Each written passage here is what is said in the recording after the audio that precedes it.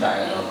And last point, if I may add, are you aware of the common word? And back in 2006, a group of Muslim religious leaders all over the world wrote a letter to Pope Benedict, reminding Christianity or the Catholic of the commonalities of Christianity and Islam.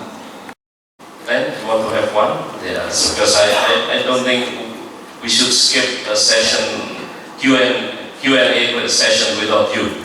Yeah, you should be. Okay. Thank you. I just want to preface my statement that Glenn Chatelier from a kind of struggle in the dialogue with factors of poverty, intervening and what have you. And from the Philippines, we saw a kind of very interesting thrust towards that inclusiveness. I would like to suggest that a new concept of the syncretic influence come in to our religious dialogue. And syncretism it can be taken negatively, but it can also be a positive force, the syncretic influence. As what you see in your logo, at this university, very interesting, the Barak syncretism of that faith.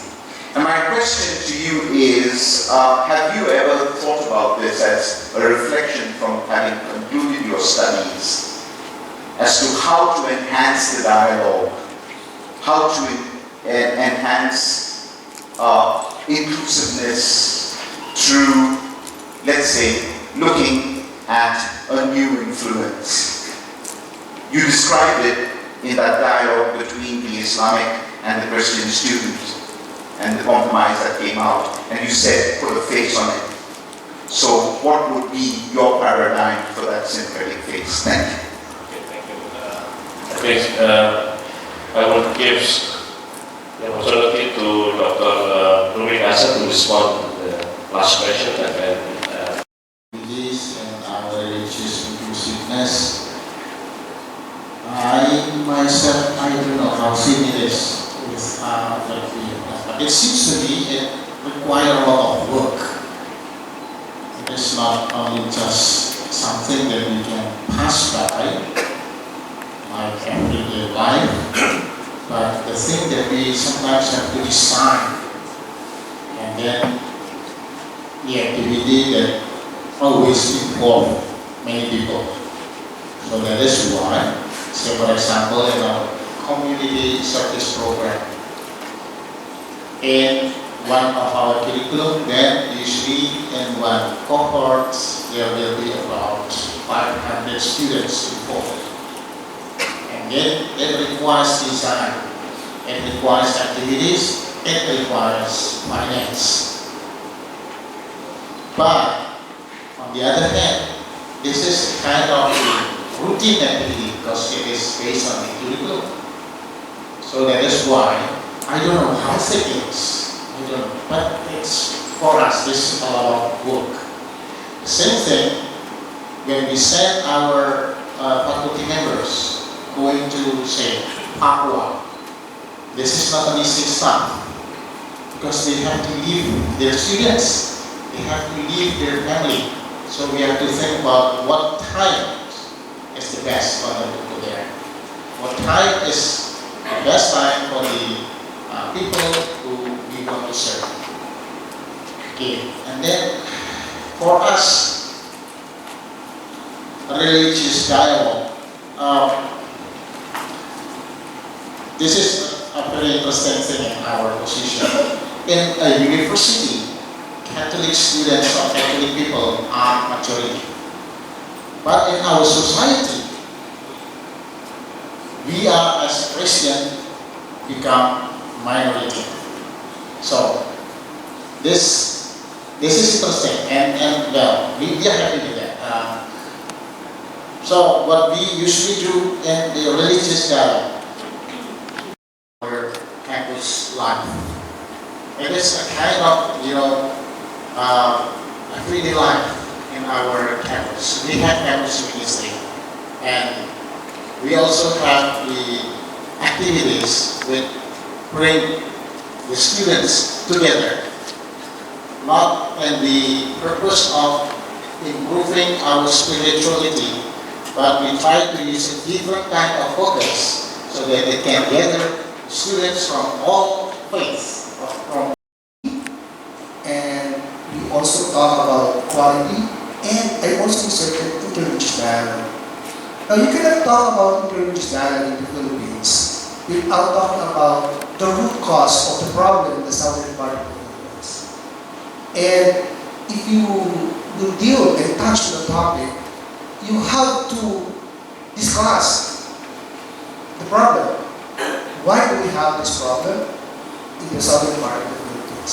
So yes, in a way we talk about the narratives, the history behind this problem. If you ask me what kind of dialogue, thick or thin, I think it's a thin dialogue because in a university you're somewhat limited when it comes to the things that you can do. However, of course, we know that we should not be satisfied with that. I actually included in my study the different kinds of dialogue, dialogue in life, dialogue of experience. We try to do that outside the university if we can, but inside the university, we can only do as much. There are limitations. The common word, yes, I'm aware of that. In fact, that is usually one of the first thing I ask my students to read that whenever we talk about the interreligious dialogue, because that is very central in the discussion regarding commonality. For the question of Mr. Lenny, I believe that we have to cater to the majority of the students. But of course, in doing that, we should not disregard the minority, right? I think that syncretism can be part of the institutions in the university. But that's why, for example, I was surprised, for example, in our universities, for example, their emblem, their syncretism, sorry. But in our university, we are going to that.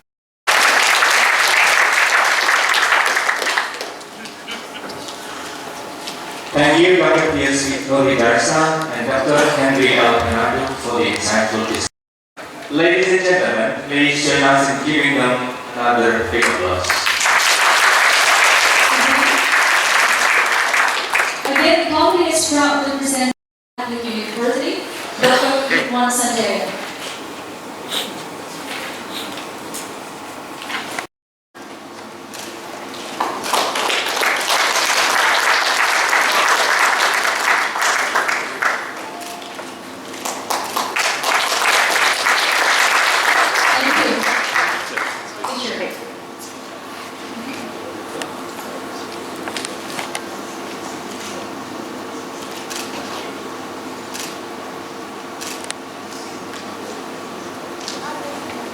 Thank you. Refreshment. However, for security reasons, please do not leave your personal belongings unattended. Thank you. Guest of honor, as you might have noticed as well on the program book, a holy mass is going to be held right